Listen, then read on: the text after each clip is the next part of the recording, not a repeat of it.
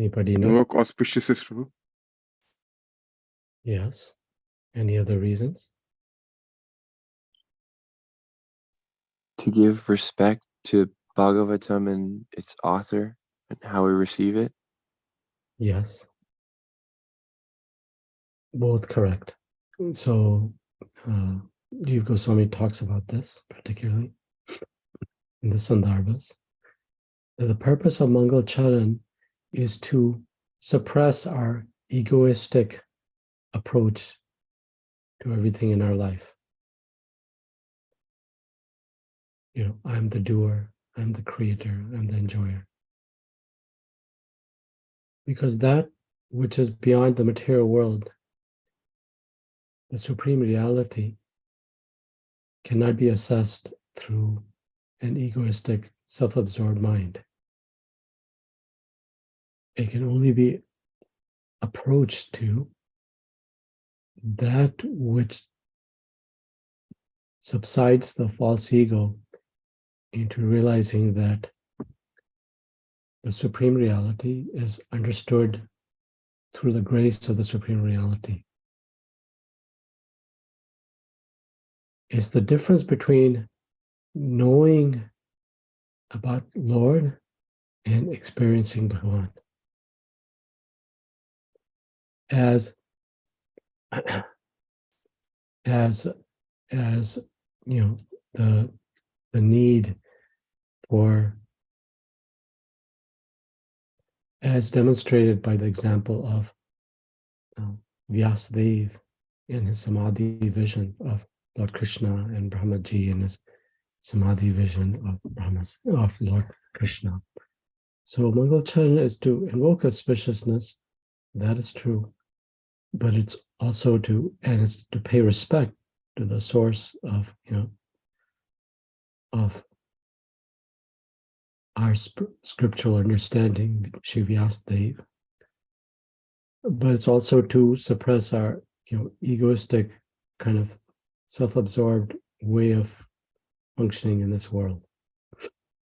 Is what I'm saying making any sense to anybody? Yes? No? Very much so. Oh. Okay. So let's chant. I'll chant. In Zoom, it's a little bit hard. Hare Krishna, Josh, thanks for joining. Appreciate you joining into this humble format.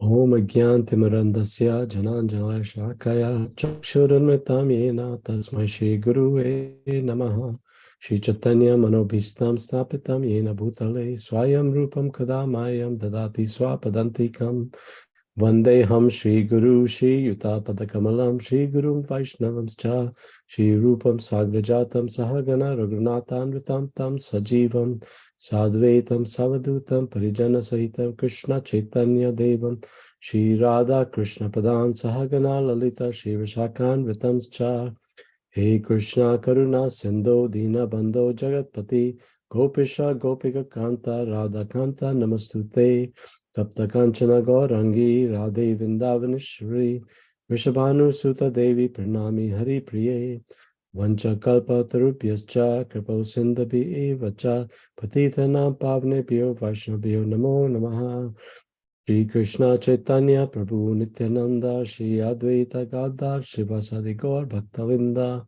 Hare Krishna Krishna Krishna Hare Hare Hare Rama Rama Rama Hare Hare. Okay.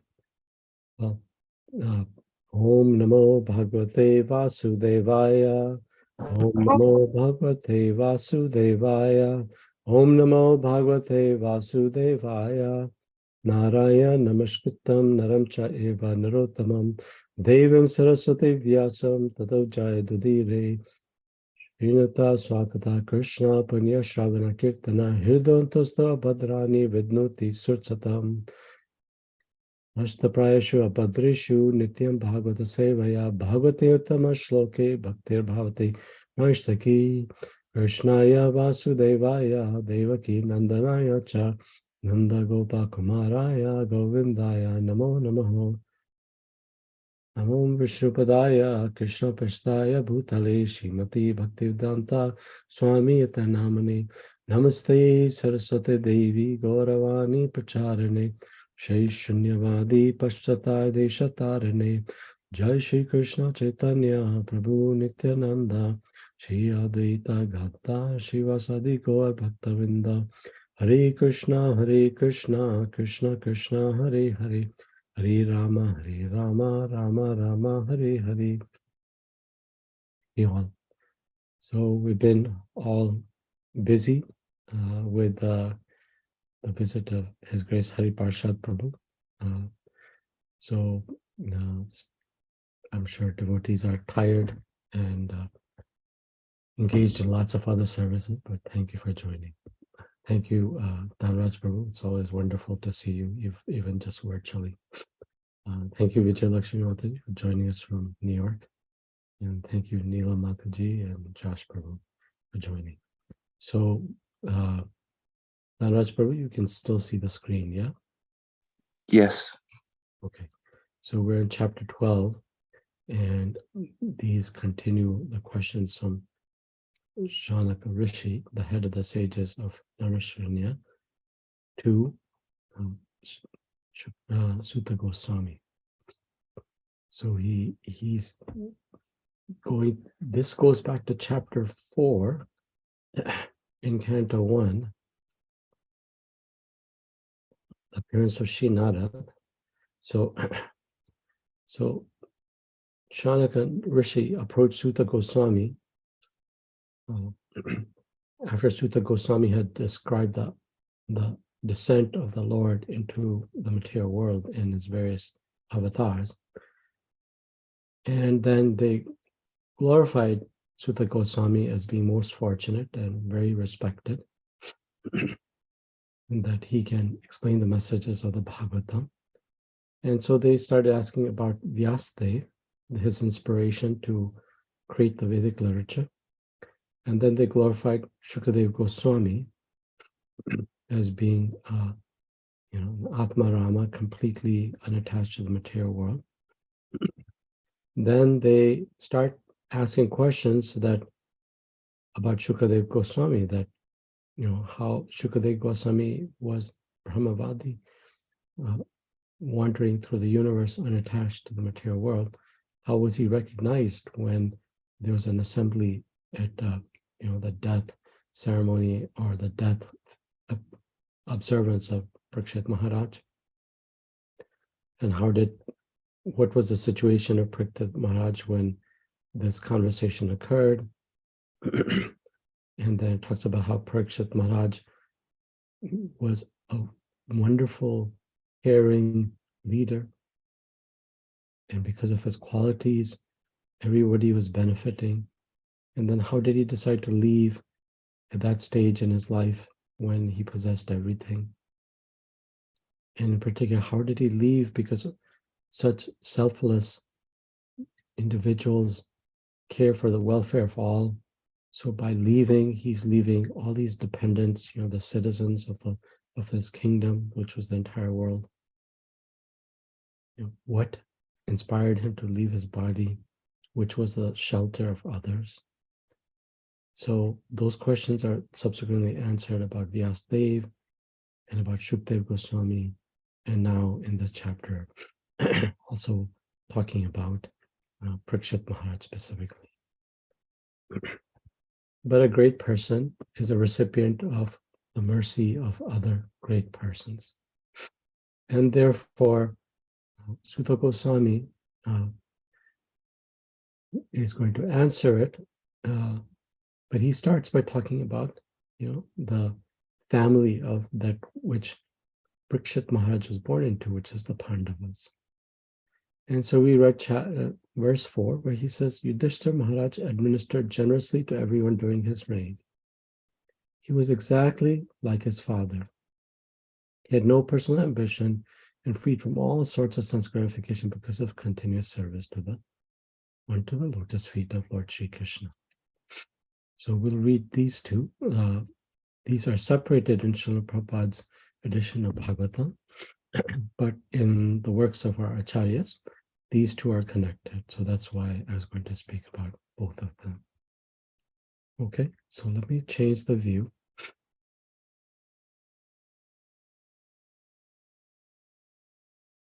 We'll keep it simple for a little bit. Okay, so here's the verse. And I'm by no means a Sanskrit scholar or expert in pronouncing Sanskrit. I grew up in the inner city of Chicago, and so I don't have that training in Sanskrit, but the words themselves are purifying and we can read them. So I'll start here. And those that want to repeat can do so. So I will read this one and this one 3 times, and then others can chant along if they want. Sampada kritva loka mahisi bharata mahi jambadvip adhipatyam cha yasyatri devam katam. Kim te kama spura spraha mukundamana sadvija adhijaru mudam rachna shuddhitasya yata yatare. Once again, sampada kritva loka mahisi bharatara mahi jambadvipadhipatyam cha yasya chatri divyam katam. Yim te kama sura spraha mukunda manasa dvija adhijaru mudam rachna shuddhatasya yata itari. Sampada kritva loka mahisi bharatar mahi jambadvipadhipatyam cha yashyati divam gatam. Kim te sura spraha mukunda manasa dvijaha adhijaru mudam ratna shuddhitasya yata itari. Anyone like to take this on?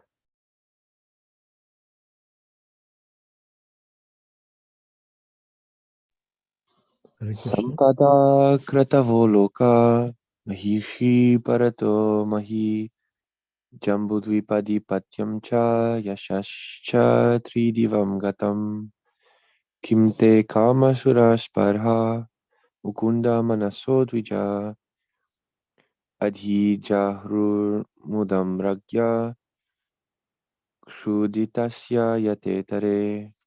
Thank you, Hare Prabhu. Krishna. Thank you. Anyone else would like to try?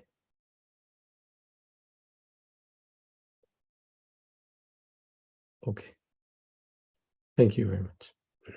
So we'll get into each. Sampadaha, opulence. Kratavo loka, sacrifices, future destination. Mahisi, I'm reading this. So when we read Shastra, it's important to understand the meaning of each word. And then there'll be these compound words which need to be explained. And then there will be need to form a sentence knowing those. And then there'll be a need to discuss the essence of message and doubts that may arise. So those are the basic processes in reading scriptures. Unfortunately, Srila Prabhupada does that for us, where he does the explanation, the word for word translations for the word and the compound words, and then the translation, and then in his purport, he will give us the essence of the verse and then try to help with doubts that may arise. Okay.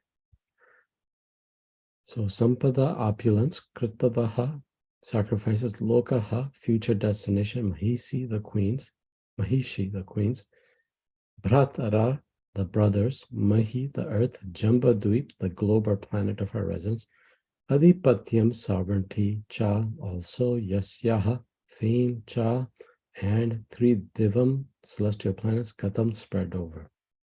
Translation by His Divine Grace, Srila A.C. Bhaktivedanta Swami Prabhupada. News even reached the celestial planets about Maharaj Yudhishthira's worldly possessions, the sacrifices by which he would attain a better destination, his queen, his stalwart brothers, his extensive land, his sovereignty over the planets, his fame, his sovereignty over the planet Earth, his fame, etc. Okay. The next one. I'm going to try to explain the purport while reading it, because there are 2 verses, so don't want to get lost. Him, what for? They, all those, kamaha, the objects of sense enjoyment, sura, of the denizens of heaven, spraha, aspirations, mukunda manasa, of one who is already God conscious, dvija, O brahmanas, adhijaharu, good satisfied, mudam, pleasure, rajana, of the king, shuddhatasya, of the hungry, yataha, as it is, etare, in other things. So, back. So combining this, what this is saying is, O Dvija, O Brahmana. So, Sutta Goswami speaking to Shanaka Rishi, O Brahmana. Sutta Goswami himself is not Brahman. His father, he was born in a mixed family. But he's addressing Shanaka Rishi as O Brahman, Dvija. And he starts by saying, Sampada Kratva Loka. He, Maharaj Yudhishthir, had all the wealth, sacrifices, and planets. Mahishi Bhrataro Mahi, queens, brothers, and earths. He even had sovereignty or lordship over Jambudvip and fame in Swarga, Yasya Chatri Divyam Katam, the highest material planet, Swarga Loka. And everything that he possessed was Kama Sura Spraha. It was desirable even for the Devi Devtas that reside in the heavenly planets. But Kim Te Mudam Ajur. So Kim Te Adajur Mudha Rajni. But did these things give joy to Yudhishthira Maharaj, who was Shuddhatasya Yata Itare, who was hungry for other things? Because his mind was Mukunda Manaso, because his mind was fixed in Mukunda. So putting the verses together, O Brahmana, he who had all wealth, sacrifices, planets, queens, brothers, and the earth, and sovereignty over Jambudvip, and fame in the heavenly planets. Everything he possessed was so desirable for the residents of the heavenly planets.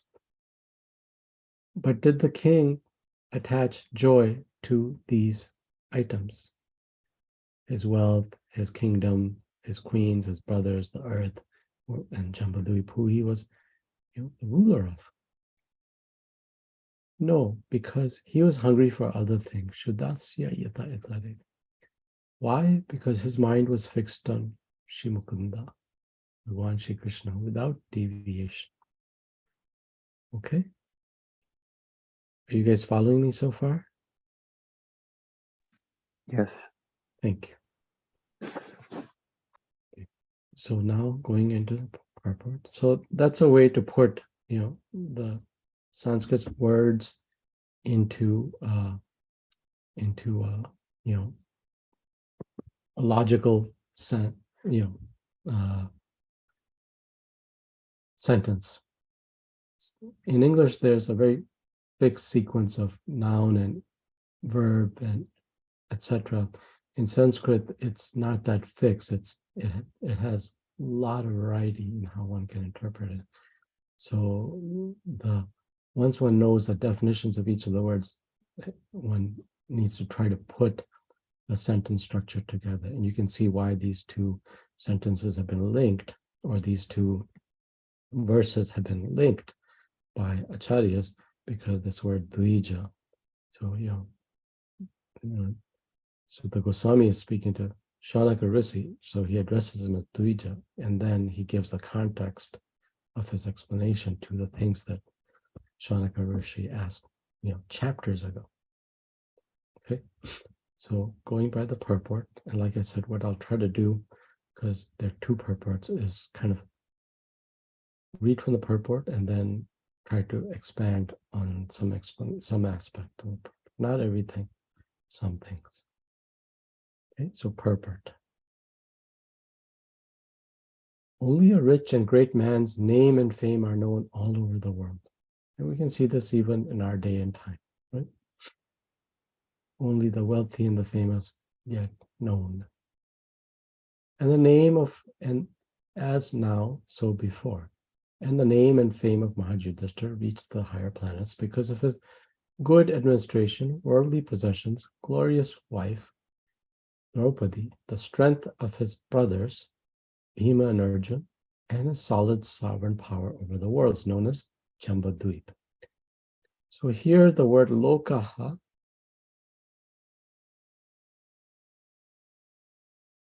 is significant. So when Srila Prabhupada says it's significant, then that's a way of kind of like a signpost saying, hey, kind of pay attention here. Then he says there are different lokas or higher planets scattered all over the sky, both material and spiritual.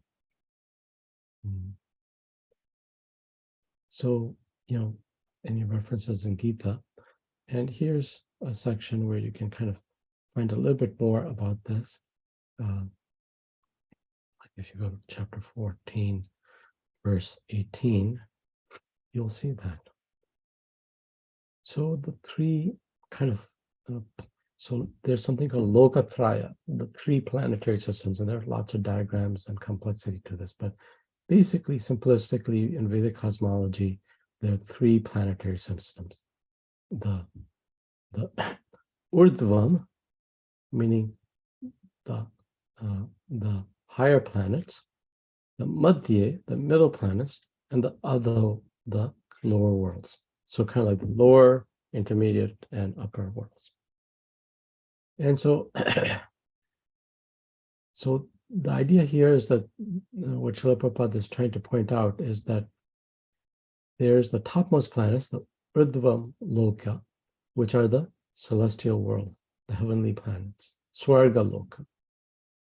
And then there's a Madhya Loka, which are the mid-intermediary planets, where those that are of shorter life duration, namely the human beings, the animals, and the plants live. And then there's the Adho Loka, which are the the lower planetary systems, the realms of other beings like the Nagas, the Daityas, the Danvas, etc. And even some wonderful personalities like Bali Maharaj. So coming back to so that's just kind of like what Srila Prabhupada's referencing here. Let me go back to the verse.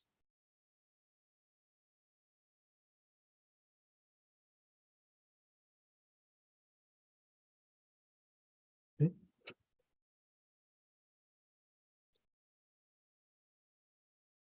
A person can reach them by the dint of his work in the present life, as stated in Bhagavad Gita 9.25. No forceful entrance. No forceful entrance. So this verse talks about, show it and go in. Yanti deva vrata deva, pritrin yanti pitar vritaha, bhutani yanti bhuteja, yanti mat yagna apimam. Those who worship the devatas, the demigods, will take birth among the demigods. Those who worship the ancestors go to the ancestors. Those who worship ghosts and spirits will take birth upon me, among such beings. But those who worship me will live with me. Yanti mad yagna pimam. So that's what that verse is saying, that Srila Prabhupada is talking about. So no forceful entrance, meaning one attains a destination based on one's desire. So then Srila Prabhupada goes on to say, the tiny material scientists and engineers who have discovered vehicles to travel over a few thousand miles in outer space will not be allowed entrance. That is not the way to reach the better planets. One must qualify himself to enter such happy planets by sacrifice and service. So do devotees want to get into this happy planets, the upper, the upper planetary system, the Urdhvam Loka, the place of heaven? Is that desirable for devotees? Anybody want to comment? Dhanraj Prabhu? Not personally, Prabhu. I'm not personally interested, and Prabhupada doesn't suggest that we put too much value in those planetary systems. Why? Because they're also temporary. And they're deprived or devoid of the personal association and service, the direct service of Sri Krishna. Yes, very good. So, our Siddhanta, our scriptures, don't encourage entrance into heaven, whereas in many other spiritual practices in this world, a heavenly destination is desirable. And the reason is understanding of the nature of the jiva. And Srila Prabhupada will point this out later, in the next purport. We are meant to serve. Why? Because the process of serving gives pleasure. Receiving service gives pleasure. When your mother cooks for you some nice food, you feel happy. You can feel her consciousness. And then when you may do something that uplifts somebody else, then that gives you happiness too. So the heavenly realm is meant for personal enjoyment. And one reaches it, Srila Prabhupada says, one has to qualify such destination by sacrifice and service. So what that in Sanskrit, that's called punya. By piety, one reaches by doing yagyas and ritualistic stuff, when one has a material intention in doing spiritual activities, one gets a material destination, even though it may be a higher place, the heavens, swarga, but they're places of punya. They're not places of pure devotional service, like Dhanraj Prabhu succinctly put it. So that's why devotees are not desirous of going there. And number two, sometimes we see that when one has more possessions and happier and more, opulent circumstances, the inclination to take shelter of something beyond matter does not exist, or is suppressed. I shouldn't say it does not exist. I should say it's suppressed. It's not extinguished because everybody's hungry for material satisfaction, but ultimately, like that song from the 70s, I remember there was some rock song, looking for love in all the wrong places, the material world. It's like that. So we know that there's a source of happiness because that's the nature of the Atma, but we're looking for it in the wrong places. So that's why, devotees are not, and even Yudhishthira Maharaj specifically is not interested in going into the heavenly situations, although he was recognized as being wonderful, and the residents of the heavenly planets wanted him to come join them. So going on, one must qualify oneself to enter into such happy planets by sacrifice and service. Those who are sinful in every step of life can expect only to be degraded into animals' life, to suffer more and more pangs of material existence. And this is also stated in Bhagavad Gita 16.19.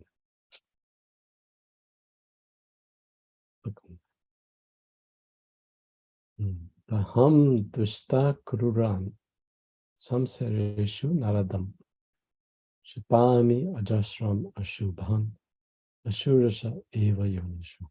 Those who are envious and mischievous, who are the lowest among men, I perpetually cast into the ocean of material existence, into various demonic species. So how do we understand this as the workings of a compassionate God?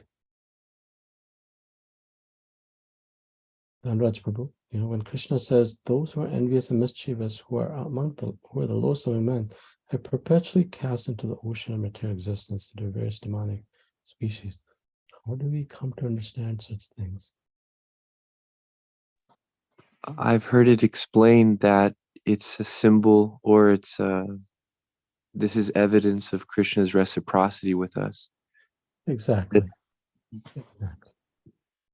Krishna is, he's a caring father. He's not necessarily a controlling father, in the sense that a caring father will let a child, a child grows up happily in the shelter of his mother and father's home. And a child sometimes, after a while, exerts an independence, like all living beings do. It's the nature of the Atma. Atma in Sanskrit means to move. So the nature of a living being is to move and be independent. And so the child will say to the father, I want to go there. I want to go to that playground. And the father takes the child to the playground. And the playground, because the father is simply reciprocating, using Dhanraj Prabhu's word and Krishna's own words. Ye mam prapadante tam satayava bhajami mam. Mama vartmanu vartante manushyan partha samasya. So Krishna is simply reciprocating with the desire. So the father is reciprocating with the desire of his child, and therefore takes him to the playground. And the father says, okay, you've played, let's come back. And the child says, no, I don't want to. And so father stays, and ultimately, the child encounters some difficulty. Some other kid snatches his ball that he's playing with, and he starts crying and comes back to his father. So we're like that. And Krishna's very aware. He's abhignya swarat, to use the phrase from Janmadi Ashayataha in Canto 1, Chapter 1, Verse 1. He's fully aware of our sufferings and our distress. Yet he's a loving father, and he's allowing us to exercise our, minute free will. So as a result, those who are desiring to engage in things separate from the Lord, well, then he reciprocates and gives them the ability to, continue that in material existence. So that's why, this verse is saying, I perpetually cast into material existence. So Dhanraj Prabhu, give me evidence that Krishna is not uncaring when he says I perpetually cast into the ocean of material existence, into various, difficult situations, demonic situations. Give me evidence that Krishna cares. Sorry, I'm asking you all these questions. Thank you for giving me a chance to refer back to scripture. Well, one evidence that I can think of is all of the species that were in the infernal planetary systems. They got to have the association of Prahlad Maharaj. Due to the nature of the devotees' highly compassionate nature, anywhere in the world is potentially a sacred place because of the pilgrimage of the pure devotee. Yes, that's very nice. That's a very sweet explanation. But give me an explanation. Agree that devotees feel the pain of material life, and they remember that, and therefore they're not discriminating upon who's deserving of hearing scripture and who's deserving of receiving sacrifice in service for a devotee. But on an even more fundamental level, what proof is there that the Lord is caring? The second example that I can think of are the different types of intelligence. So perhaps Krishna is giving us an opportunity to personally experience these things so that we can rationalize with ourselves whether or not they're worth it. Yes, that is true too. So when we come into material existence, who or what comes with us? Oh, Paramatma. Yes. So even though the Lord is reciprocating and allowing a jiva that wants to do things separate from, that understanding the relationship with Bhagwan, yet he's not uncaring when he, quote unquote, if he's uncaring God, he will not come within that living being lifetime after lifetime, correct? Good Correct. point. So the presence of Paramatma is proof that the Lord is not an uncaring,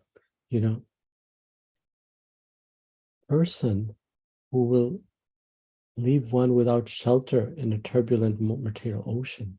The Paramatma is the regulator. He brings the jiva, the atma, into prakriti, material world.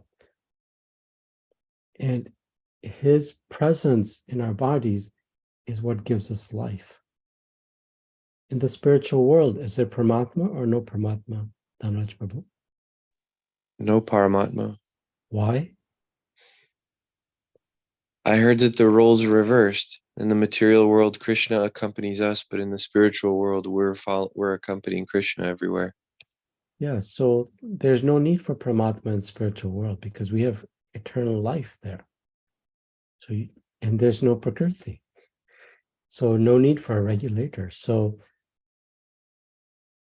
Paramatma manifests externally as Krishna Bhagavan in the spiritual world.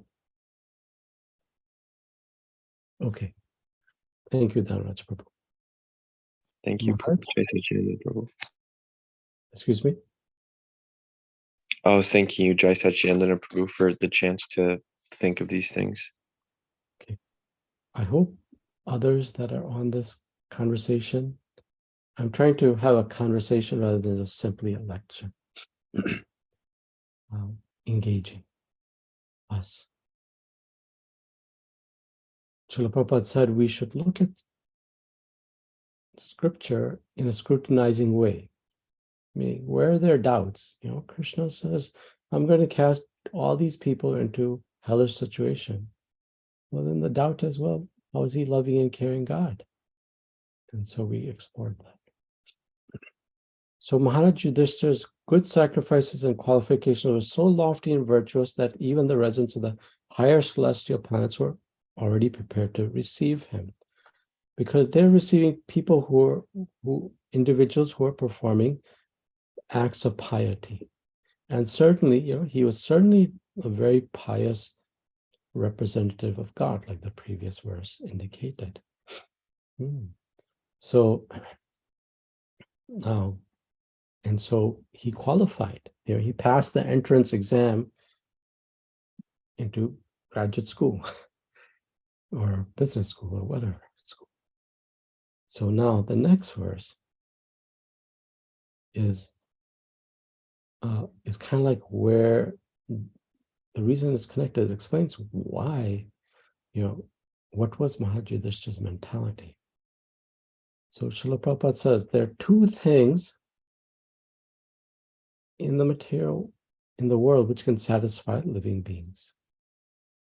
When one is materially engrossed, he's satisfied only by sense gratification. But when one is liberated from the conditions of the material modes, he's satisfied only by rendering loving service for the satisfaction of the Lord.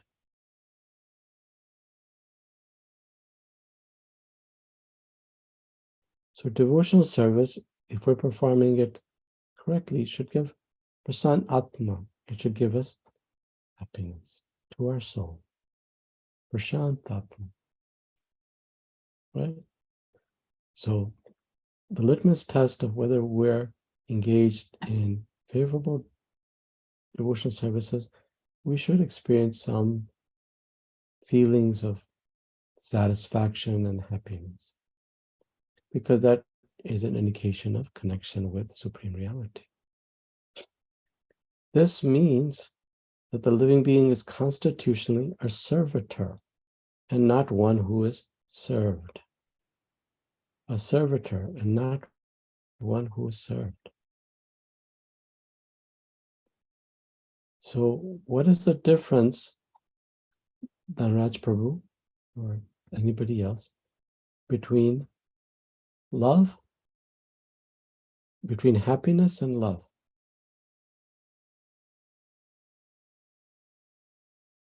There's happiness and then there's love. What's the difference between the two?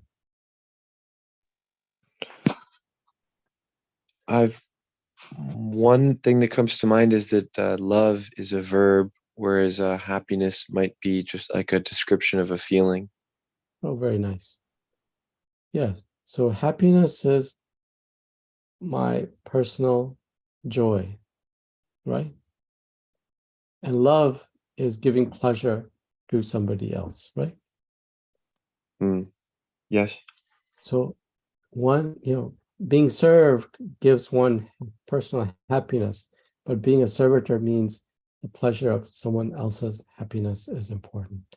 That's why in relationships like husband, wife, partners, etc., mother, father, parents, and children, there's not just happiness, but if the relationship is well grounded, there's also love.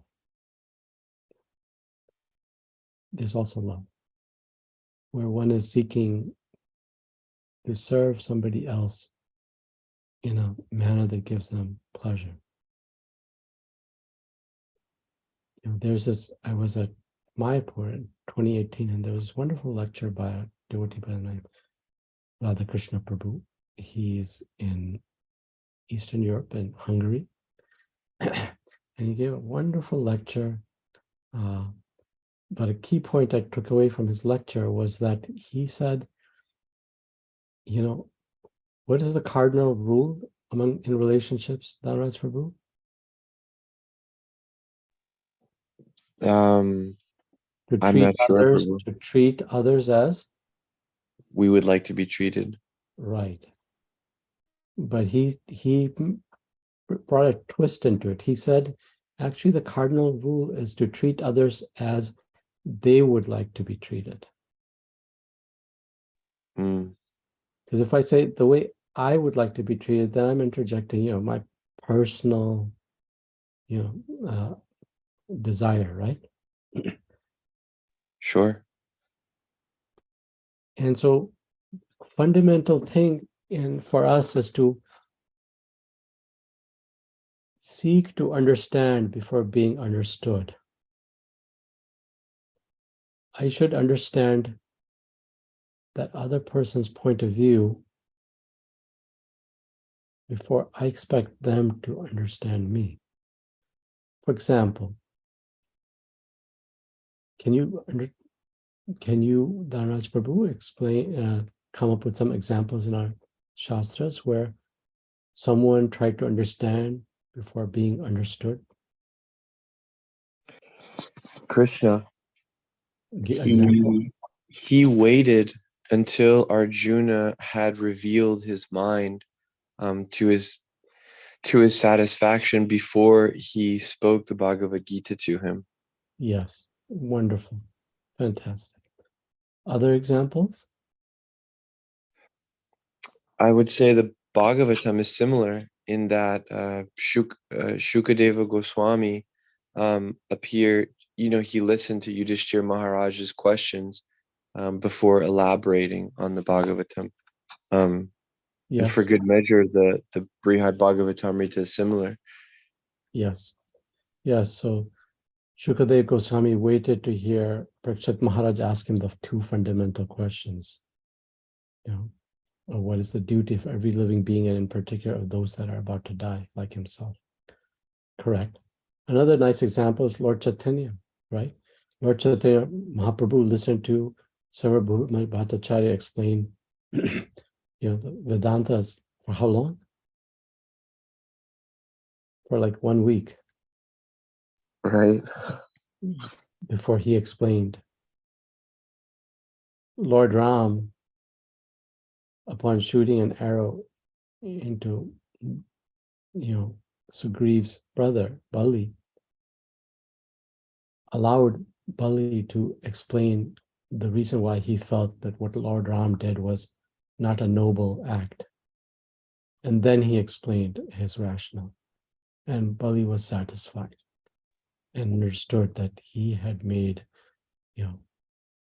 a mistake and that there was a consequence for that mistake. But, so there are many examples of this, right? In our scriptures of seek to understand before being understood. So coming back, being illusioned, over here, being illusioned by the conditions of the external energy, one falsely thinks himself to be the served, but actually he's not served. He's a servant of the senses, like lust, desire, anger, avarice, pride, madness, and intolerance. When one is in proper senses by attainment, when one is in his proper senses by his attainment of spiritual knowledge, he realizes he's not the master of the world, but only a servant of the senses. At that time, he begs for the service of the Lord and thus becomes happy without being illusioned by so-called material happiness. Krishna says 4 types of people come to me, and one of them is the person who's seeking opulence, and the others, the one who's materially distressed, the others who's just kind of wants answers, and the other one who's searching for the absolute truth. And Srila Prabhupada, in his comment to those series of that verse, for every single one of those people, he says, these are very fortunate, pious people. This is not pure devotional service, but by the association of a devotee, this will become pure devotional service. So, going on, Maharaj Yudhishthir was one of the liberated souls, and therefore for him there was no pleasure in a vast kingdom, good wife, obedient brothers, happy subjects, and prosperous world.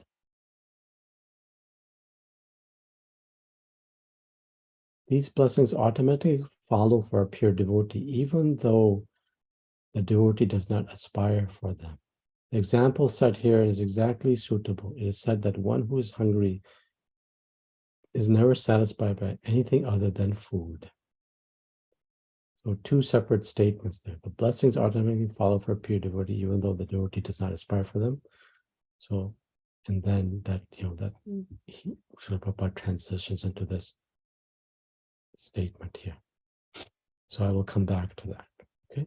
But since from the lips of Dhanraj Prabhu, he talked about Brihad Bhagavatam, so Dhanraj Prabhu knows about Brihad Bhagavatam, but not everybody else may know.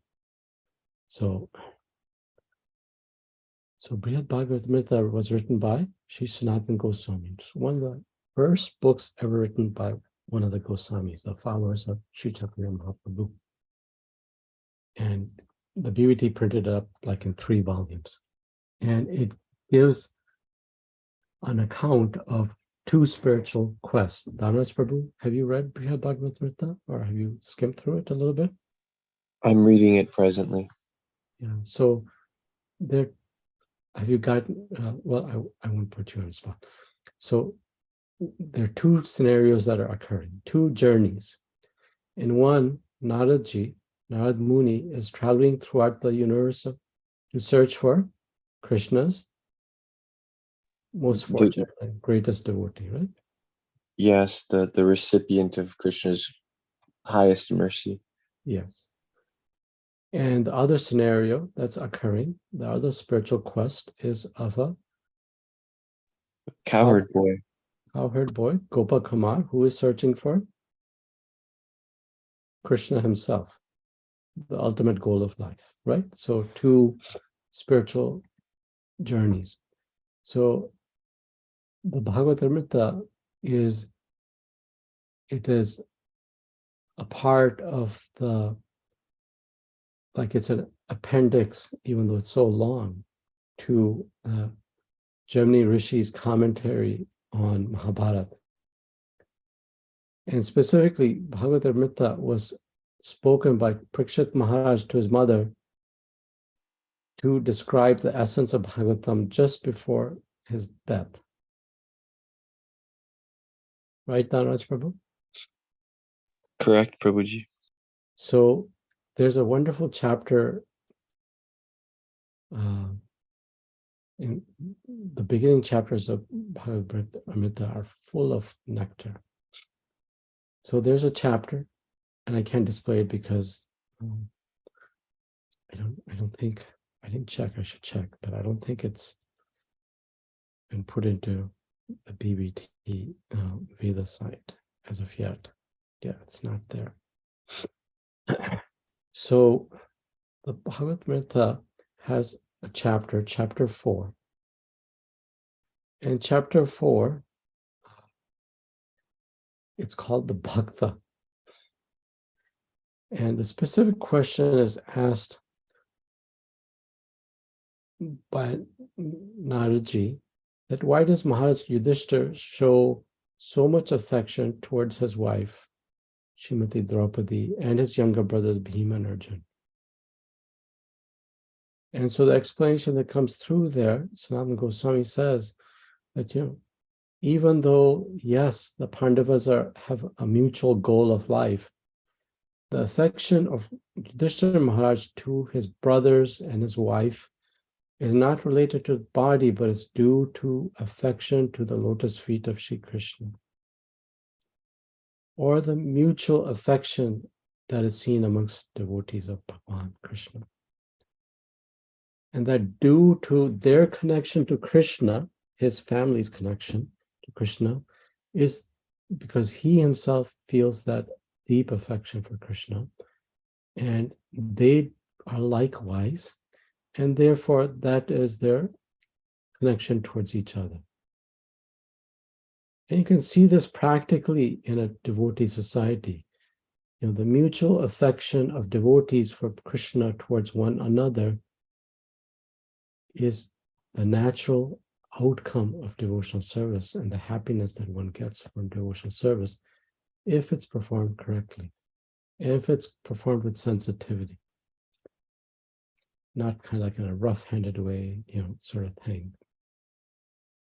So Sanatana Goswami goes on to say for this question that Naraji asked in his commentary, he says, he uses these words, this particular, he uses these two, the 1.12.5, this verse that we just read and read the purport, and this verse here, to say that the news reached even the residents of the celestial planets about, Maharaj Yudhishthira's fabulous wealth, his amazing, Rajasuya sacrifice, by which he could obtain materially a better destination, his wonderful wife Draupadi, who was his queen, his brothers, and his reign over the entire planet Earth, that even, Sura Spraha, Sura, the residents of the spiritual world, the heavenly planets, they desired it, Spraha. But because he was Mukunda Manaso, he was absorbed in Mukunda's, Lord Krishna's service, nothing could satisfy him except the Lord's service. And because of this, he was always meditating on the lotus feet of Krishna. And therefore, Shudatsya Yata Eri. Therefore, he did not have hunger and other things. And Sanatana Goswami says, just like the mind of a hungry person can never go away from object other than food, right? We all have experience of that when we're hungry. Similarly, no enjoyable object such as, a vast kingdom, a wonderful family could excite Yudhishthira Maharaj's heart other than Sri Krishna Prem. Nothing else. And how do we have proof of that? Well, we have proof of that when we look at Bhagavatam, right? If you look at Bhagavatam Canto 1, Chapter 15, the Pandavas retired timely. So Arjun comes back from Dwarka and he meets Yudhishthira Maharaj, who is his king and his older brother. And Yudhishthira Maharaj sees that Arjun is full of grief and looking kind of disheveled. And so he told Yudhishthira Maharaj, "O king, the supreme personality of Godhead, Hari, who treated me exactly like an intimate friend, has left me alone. Thus my power, which astonished even the demigods, is no longer with me. I've just lost him whose separation for a moment would render all the universes unfavorable and void, like a body without life. Only by his great strength was I able to vanquish all the princes assembled for Draupadi. Only by him was I able to pierce the fish target and gain the hand of Draupadi. Because he was near me, it was right. Remember, where's Krishna sitting? In the chariot with Arjun. Because he was near me, it was possible for me to conquer with great dexterity the powerful king of Indradev, along with demigods, etc., etc. So he's recollecting.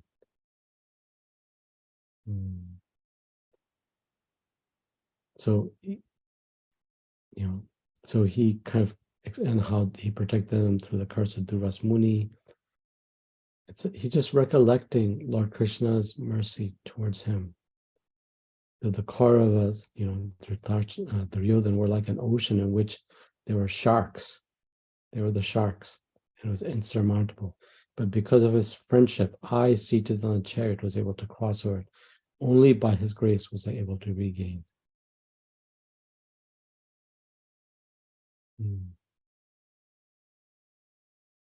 So he just, recollecting his deep love for Krishna. And then he explains that Lord Krishna has left the planet and all the Yadus have destroyed each other. And even though he's feeling great sorrow, he's attracted to the instructions that Bhagavan gave him. Because the proof of those, that he absorbed the instructions, that they're helping him tolerate separation from Bhagavan. For us, we're living in this material world, forgetting Paramatma. For him, Bhagavan leaves because Paramatma manifested externally as Krishna himself for him, like a guru manifests for a devotee. But just remembering Krishna's instructions are giving him, some peace. So upon hearing of Krishna's return to his abode, Mother Yudhishthira decided to go back home.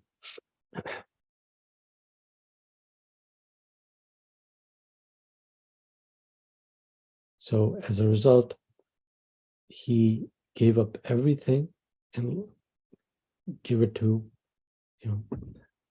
the son of the grandson of Krishna, Vajra, and he relinquished everything that was, that he had accumulated, and he left for the Himalayas and was absorbed in Krishna. It says that here particularly, the Pandavas, due to constant devotional remembrance, they attained spiritual sky. The abode of Lord Krishna, known as Golok Vrindavan, attained that abode in their very same bodies, right? So what is the proof that he's Mukunda Manaso? When Mukunda left the planet, he left the kingdom. He wasn't running for a second term, getting ready to, destroy everybody and anybody that comes in his way. Not fame or position, but service. Not fame or position, but service. Okay, I'm well beyond the time, but I thank you for tolerating. And thank you for listening to this beautiful recollection of an amazing devotee Maharaj Yudhishthira and his great love for Krishna, Bhagavan Kundamanasa. Vanchakalpatrubhyascha kripo sindhavi eva cha patitanam pavanebhyo vaishnavyo namo namaha. Any questions, comments, reflections, corrections, of course? Anisha. Thank you, Prabhuji. This is my question is yoga and yoga, there is between differences are there about this what is that that Kunti Devi and Draupadi, like that. Only Krishna is ultimate goal of that Dwapara Yoga. That is my understanding. Thank you very much for everything is a clarification in this purport and in this chapter. Okay, Thank you. Thank you, Mataji. Thank you very much. Any other questions or comments? Hare Krishna Prabhuji, I appreciated the style of jumping back and forth between personal realization, Prabhupada's purports. It reminded me of the proper way to mix ingredients in a cake. They really should be mixed and not so stacked on top of each other. It felt very fluid. My question would be regarding one thing that you said about if we perform activities with the purpose of pleasure, then we will receive those results. But then if we perform activities for the purpose of pleasing Krishna, we can achieve him. So my question is regarding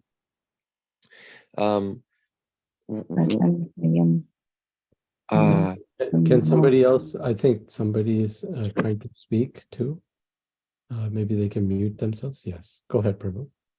My question is regarding devotional activities like cleaning the temple or taking something for the deities or even attending class.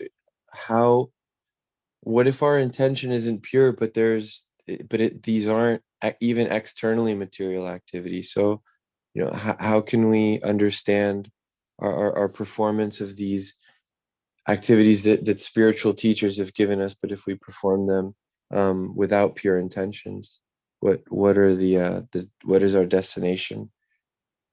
Yeah, I think are you talking about doing devotional activities in a mechanical manner? Yes. So, I think, Srila Prabhupada explains that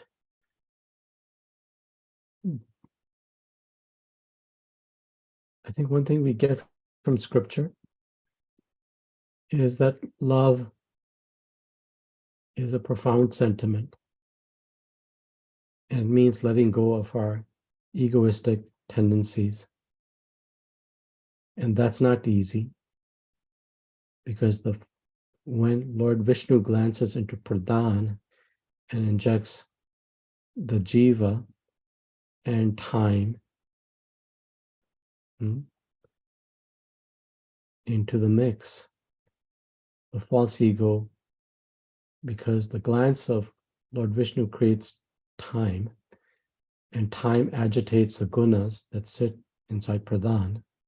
At that time, the gunas are the, goodness, passion, ignorance are in a neutral state. They're not active, but due to the glance of Lord Vishnu, they become activated.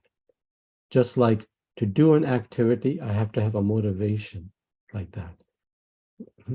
So to have a child, I have to have some desires, material desires. And therefore, the modes get activated and the pure jiva acquires a material body based on one's past karma and guna. And a subtle body composed of the false ego, mind, and intelligence. So in a way, the first thing that comes into our presence in the material world is the false ego.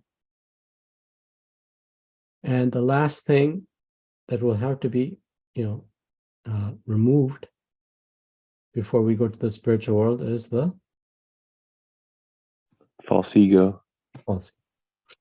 So it's understandable that anybody, when they approach God, or say their loving partner, their significant other, their wife, etc., whatever, have even a mother and a child have some material intentions initially, right? That's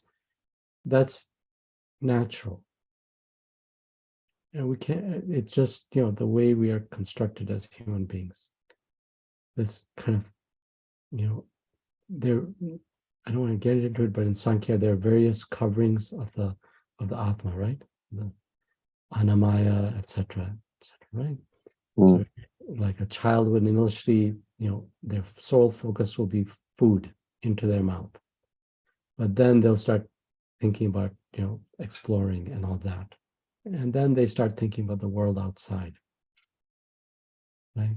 Like there's a very famous French psychologist by the name of Jean Piaget. And Jean Piaget observed little children. He noticed at a particular age when the children are walking and they see their shadow due to the presence of the sun, they think that the sun is following them. And it's only when they're a little bit later that they get realization that that's not the case. It's just the way we're wired. It's just, ahankara. And so we can approach devotional service in the same way. Material conditioning is so strong that it can make us, feel, bring in those same, values or desires into spiritual life, right?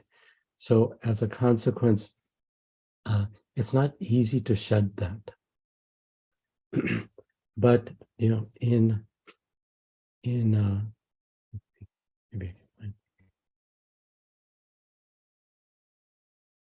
But Krishna tells us how to do that. So the gunas are very, very strong, right?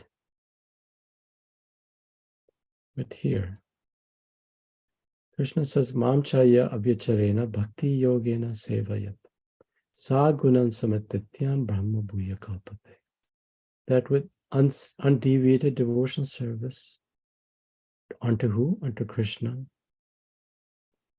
Abhyacharena means unceasing. Sa guna, meaning all the material conditionings, samatityan, one overcomes. So, what am I saying? I'm saying that the modes are connected to us from anadi. Anadi means without beginning. It doesn't just mean way back in time. It means without beginning. And so for something to shed something that strong takes something equally strong, which is purity in intentions. And I think one can only have that when one is convinced that, I'm a spiritual identity, I'm a spiritual consciousness, and I desire happiness. Yet I desire not a temporary happiness, but an eternal happiness. And that in order to achieve that, I have to pierce this material covering that surrounds me. And the only way I can do that is by gaining knowledge in a meaningful manner. When I seek to understand what is the nature of the Supreme Reality, what is the connection of the Supreme Reality with this material world, and what's the connection of the Supreme Reality with me, then my usual ways of understanding, using my senses, or my reasoning power, called pratiksha or anuman, will not function. because how those are material abilities in acquiring knowledge. How can something material understand something that's spiritual? Why can we not see the soul? Because we're trying to see something spirit by the process of something material. Electron microscope won't be able to see soul because it's a material object. Trying to see something that's purely spiritual. We cannot even understand the presence of the Paramatma, although Paramatma is sitting right next to us in our heart. Can't experience it because we have this material covering. So the point is that the only way to understand what is our purpose and how to align our intention with our ultimate purpose has to come from Shabda Praman. Knowledge from the scriptures themselves, because they will explain to us that Bhagwan is aprakta, he's not material, and that Bhagwan is swabhavika, he has those things that are in association with him are of the same quality as him. And when we understand that, then we, like Krishna's flute, I was speaking this with Bhaktirasa yesterday, that Krishna's flute is not different from Krishna. And therefore, even this material world, which is Krishna's creation, is actually non-different from Krishna. It's just my vision is stuck in the material mode. So when I understand that, Paramatma is with me and maintaining me and connecting me with something higher, and that I understand that the purpose of my service is to reconnect myself with my loving, source. And I can only understand that through scripture. I cannot understand that by my intellectual capability. Then I will perceive, why am I doing something? Is it to give happiness to myself or pleasure to Lord Krishna? Because pleasing Bhagwan it's a paradox. When I put myself second and Bhagwan first, then I will ultimately benefit. Because I'll realize that I'm not the body. A lot of times when you do devotional service, like say book distribution, right? Dhanraj Prabhu, you've done it. Vijay Prabhu, the book ISKCON book minister, says that book distribution is like a shower for the false ego. Like we take shower to get rid of our dirt on our body. But when you go out in the material world, and you try to give a Bhagavad Gita, people will say, I know this, I don't need this, leave me alone. And sometimes they'll do it in an aggressive way too. So it teaches you that, hey, I'm simply a nimitta matram, I'm simply a servant for Krishna, nothing more. Right? Like Krishna Bhagwan knew when he sent the Gopas to the Yajnik Brahmins, right? And said to them, please ask these Brahmins that are engaged in Vedic sacrifice to give Balaramji and myself some food. That didn't happen, right? The Gopas went and said, we're here on a mission for Krishna. Just like when you're book distributing, I'm here on a mission for my Guru and Lord Krishna. Please give me some food, or please take this Bhagavad Gita and give me some donation. A lot of times it'll be no, right? That'll be the answer. And Right. so Krishna knew that, right? He's Trikali Gya. He knows past, present, and future. So Krishna knew that when he told that to the Gopas. But he told them to do that. Why? Because, in spiritual world, it's a lila, but for us, it's, removal of the false ego. I'm the doer. That's the problem. So the simple answer to your question is, sometimes one does the service mechanically, like one takes a antibiotic mechanically without knowing how it acts. But I think if there's, like Srila Prabhupada talks about the need for sincerity, sincere. Where does the word sincere come from? It comes from Latin, because in the old days when people used to make sculptures and they had imperfections, they would use a wax to cover up the imperfection that may have existed in the sculpture. Removal of that wax comes from the Latin word sincere, meaning removal of the false projection of who we are. So when we approach something as great as the absolute truth with a sincere desire to understand and seek Bhagavan's shelter, then our service will go from mechanical to, transcendental. Beyond transcendental means transcending what? The modes of nature. So those are some things. I know I kind of went into a heavy philosophy thing along the long explanation, but I hope it somehow or other addresses a little bit of what you were trying to ask. Very much so, Prabhuji. Thank you. Thank you. Okay, well, thank you for joining us, Josh Prabhu, Radhakanta Prabhu, Vijay Mataji, and Raj Prabhu, Vijay Lakshmi Mataji, Neela Mataji. I know it's well beyond time. Today is going to be a lecture at Sunday Feast by His Grace Hari Parshad Prabhu, and he's going to speak something really wonderful. So if you can't be at the temple, then please join us through the YouTube channel, ISKCON Portland, or the Facebook link. He's going to talk about Diksha, the need for responsible Diksha. Diksha means instruction. And Shiksha, and how important it is, and what is the responsible way that one can carry that out. So I think it'll be helpful for devotees at all levels. So please join, okay? I'll stop screen share. Ancha kalpatribhyacha, kripa sindhuvi evacha, patitanam pavnebhyo, vaishnavyo namo namo, Srila Prabhupada ki jai. Okay, thank you. Thank you, Prabhuji. Can I get that Zoom link, Prabhu, today? Yeah, you get it in the temple-wide email. Yeah, I have. Do you get that? You get that temple-wide email? Yeah, I have that.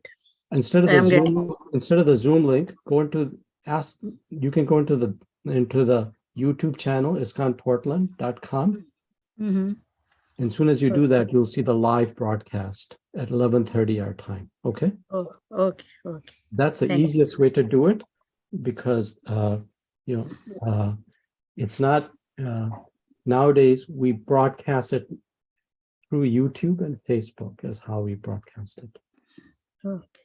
Because it keeps a recording, so you can even go back to it and listen to it. Okay? Okay, thank you. Thank Hare you. Krishna. Hare Krishna, Prabhu. I have a quick question. Is Okay. the Bhagavatam class from 9 a.m. on Sundays? Am I late joining? Was the class earlier? Yeah, it starts at 8 a.m. Mataji. Oh, it's 8? Acha, okay, sorry. Thank you, Prabhu.